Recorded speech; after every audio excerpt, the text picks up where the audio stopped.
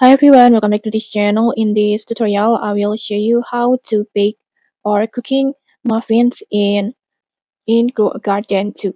So in this Fall Harvest new update, there is new event where in here you can uh, bake muffins like this.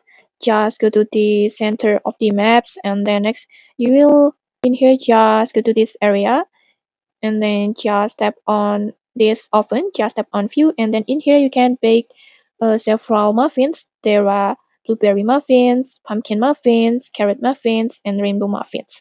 And every muffin has different ingredients like this, so make sure you already complete or collect the ingredients that you need on here. Like for example, in here, I already complete the ingredients for the blueberry muffins, so you can start to bake this blueberry muffin. Just tap on bake like this, and then just like that, just wait until the muffins is successfully cooked or successfully baked. And then before I already baked the blueberry muffins, and it's ready to claim.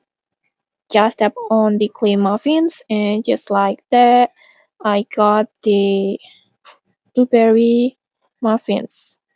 Wait, this one, like this, you can see it.